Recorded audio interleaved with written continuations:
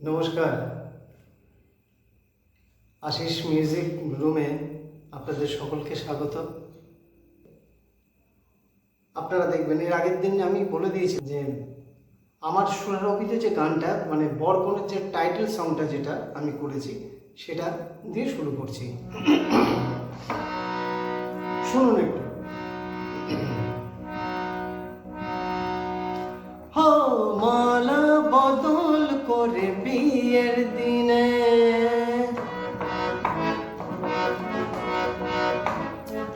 ও মালা বদল করে বিয়ের দিনে, কত না আপন হয় দুজনে। ভালোবাসার সুখের বাসা যায় যে মিশে ওরা মনে মনে। বরকনে বরকনে বরকনে বরকনে, হারমোনাইজ করা। বরকনে বরকনে বরকনে বরকনে বরকনে, ও মালা বদল করে বিয়ের দিনে, কত না আপন হয় দুজনে। ভালোবাসা সুখের বাসা যায় যে মিশে ওরা মনে মনে। বরকনে বরকনে বরকনে বরকনে।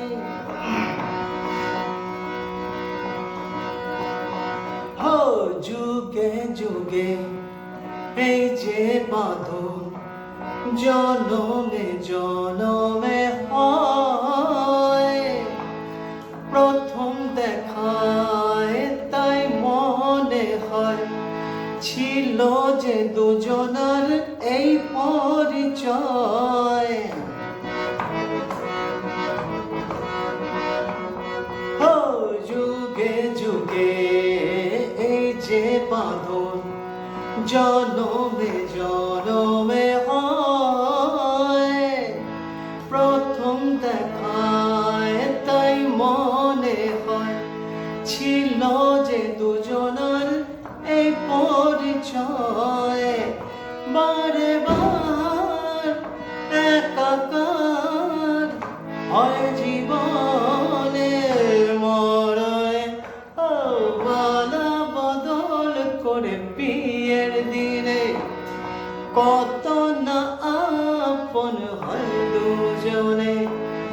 ভালোবাসা সুখের বাসা যায় যে মিশে ওরা মনে মনে।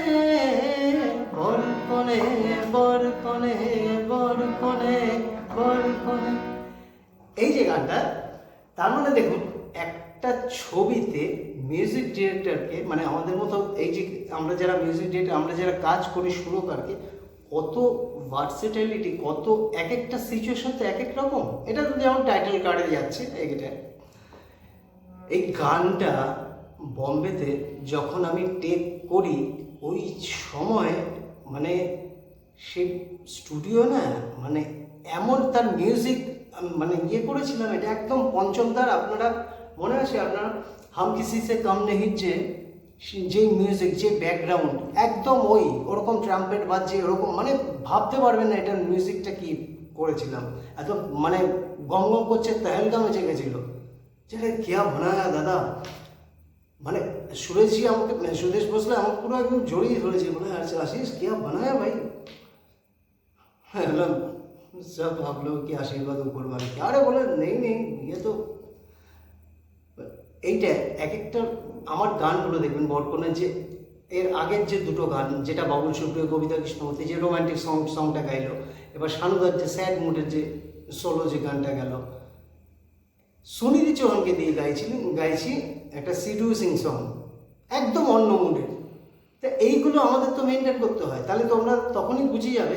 আর এখনকার একটা ফ্যাশন হয়েছে, একটা ট্রেন্ড হয়েছে, যে মানে একটা মিউজিক ছবিতে 3-4টে মিউজিক ডিরেক্টর, এই মুডের গানটা শুট করবে, এই মুডের গানটা শুট করবে, এই মুডের গানটা না। আমাদের রেসপন্সিবিলিটি পুরো একার ছিল, পুরো এন্টায়ার ছবিটা আমি একা মানে ডিল করবো, একা সুরগুলো বুঝবো। তার মানে বুঝতে পারছেন ছবির পুরো প্লটটা পুরো একদম কিন্তু আমার মাথায়, কোথা দিয়ে কী লাইন আপ যাচ্ছে, কোথা থেকে এখন নায়কের কি তার মুড, নায়িকার সাথে কী হচ্ছে, সিচুয়েশন কী যাচ্ছে,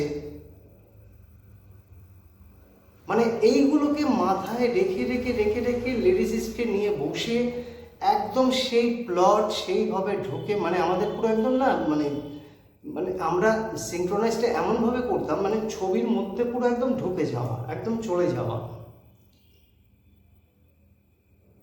আসলে আমাকে এখন মানে নিজেকে মানে বলতে হচ্ছে সেই সময়টা আমি একটা চরম ভুল করেছিলাম, আজ আমি সেই স্বীকারোক্তিটা আমি করছি।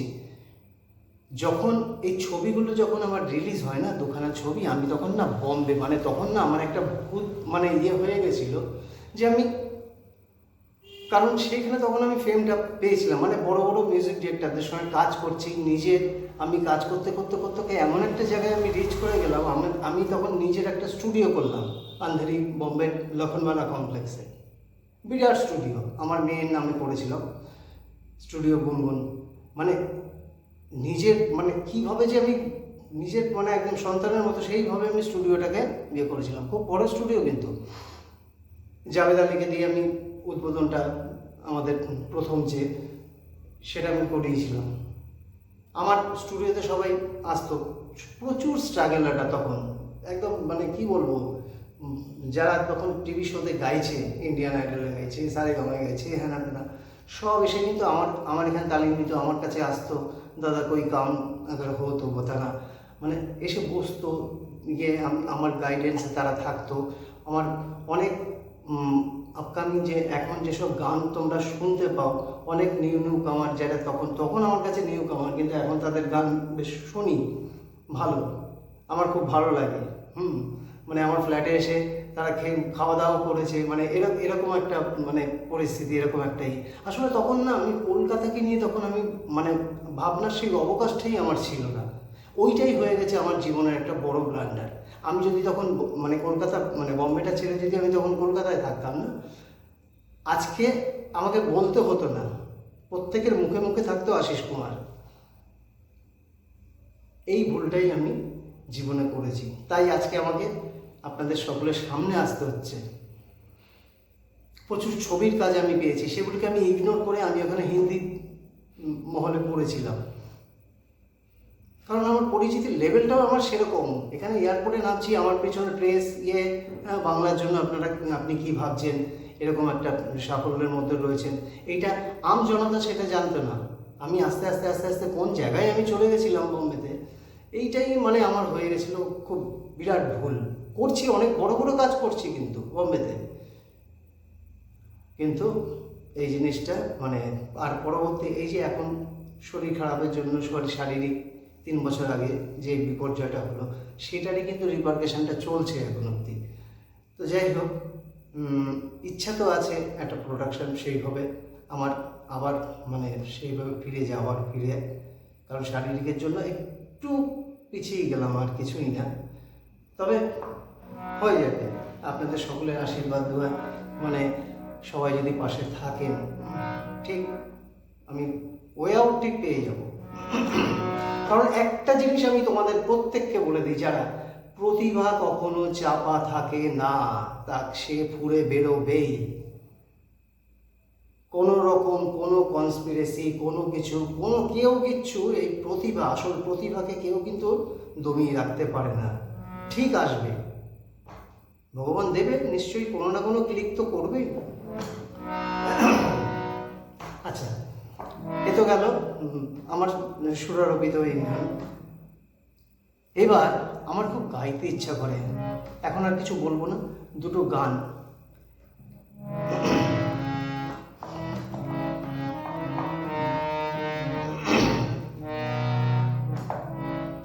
হেমন্ত মুখার্জির সুরে, প্রতিমা বন্দ্যোপাধ্যায়ের, আমার খুব প্রিয় গান। দুখানা গান আমি শোনাবো, একই মুডের, এক টাইপের, দুটো সুরকারের গান, শুনুন। এটা হেমন্ত মুখার্জির।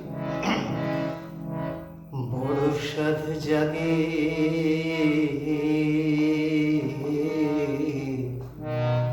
একবার তোমায় দেখি,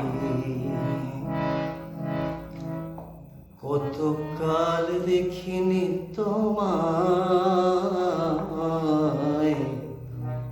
একবার তোমায় দেখি। বড় সাধ জাগে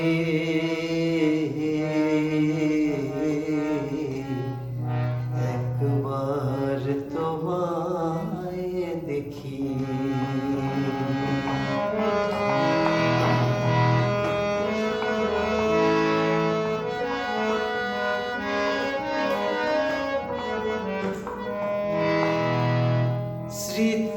স্মৃতির জানলা খুলেছে থাকি,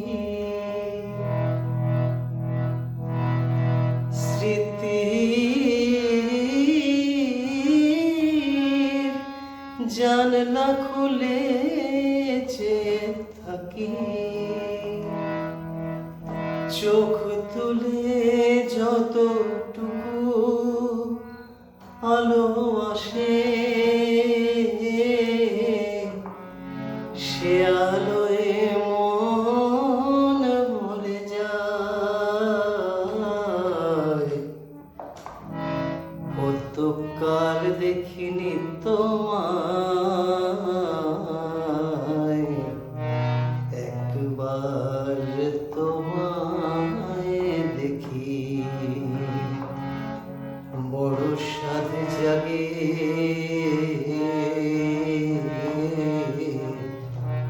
একবার তোমায় দেখি। সঞ্চারী আমারে অন্ধকারে কত রাত কেটে গেল, আমি আধারে রয়ে গেলাম। আমারে অন্ধকারে কত রাত কেটে গেল, আমি আধারে রয়ে গেলাম। তবু ভোরের স্বপ্ন থেকে সেই ছবি যাই এঁকে রঙে রঙে সুরে সুরে, ওরা যদি গান হয়ে যায়। কত কাল দেখিনি তোমায়, একবার তোমায় দেখি। বড় সাধ জাগে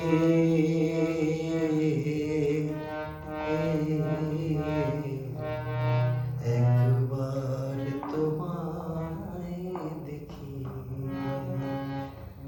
একবার তোমায় দেখি। দেখুন, এক টাইপেরই এই গানটি শুরু করাবার সুধীন দাশগুপ্ত, তিনিও বিখ্যাত। মানে সুধীনদার গান, সুধীনদার লেখা, মানে কি বলবো, অনবদ্য। কিন্তু গানটা শুনুন, এই প্রতিবাদীকেই দিয়ে গাইছে।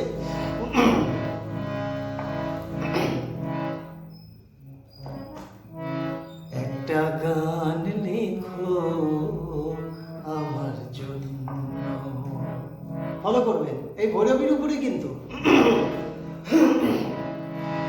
না হয় আমি তোমার কাছে ছিলে মতি নগণ্য, একটা গান লেখো আমার জন্য। গান লিখো আমার জন্য, না হয় আমি তোমার কাছে ছিলে মতি নগণ্য, একটা গান লিখো আমার জন্য।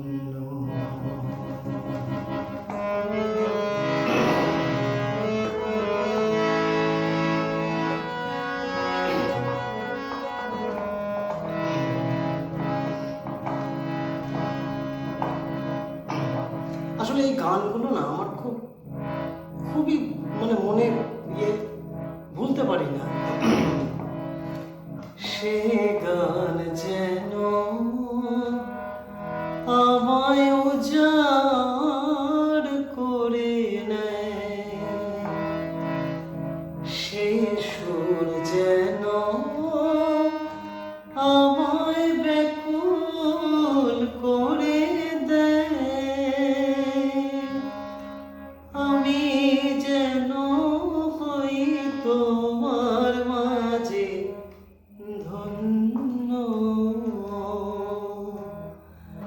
না হয় আমি তোমার কাছে ছিলে মতি নগণ্য, একটা গান লিখো আমার জন্য।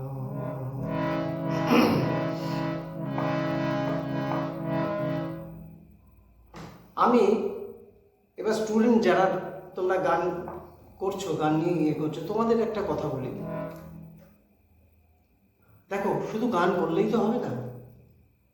ফার্স্ট অফ অল বুঝতে হবে, একটা গান তুমি গাইছো, গানটা কোন স্বর থেকে গানটা শুরু হচ্ছে, কোন নোটস থেকে গানটা শুরু হচ্ছে, এই নিয়ে আমি কিছু টিপস আমি দেব, তোমরা এইটা ফলো আপ করতে থাকো। আমি কিন্তু সুন্দরভাবে আমি তোমাদের বলবো গলাটাকে কিভাবে কিভাবে কিভাবে সুরের সাথে না একদম এই মাখো মাখো জিনিসটা একদম এরকম জিনিসটা করতে হয়। তুমি আজকে ভাবো কত বছর আগে এইসব গান তৈরি হয়ে গেছে, আর কি তার মানে যেমনি কথা তার সাথে সুরটা না এরকম ভাবে মেখে রয়েছে, কিভাবে ভাবা যায়। সে গান যেন আমায় উজাড় করে নেয়, সে সুর যেন আমায় ব্যাকুল করে দেয়, ভাবা যায়। আমি যেন হই তোমার মাঝে ধন্য। আছে সম্প্রতিকালে আর হবে এই আকুতি, এই প্রশ্ন, মনে হচ্ছে সত্যি সুর দিয়ে কথা বলা হচ্ছে। এইটাই তোমাদের বোঝাতে চাইছি যে সুর দিয়ে খেলা করা, সুর দিয়ে গানের ভাব প্রকাশ করা, বোঝানো, তখনই গিয়ে গানটা কিন্তু এইখানে টাচ করে।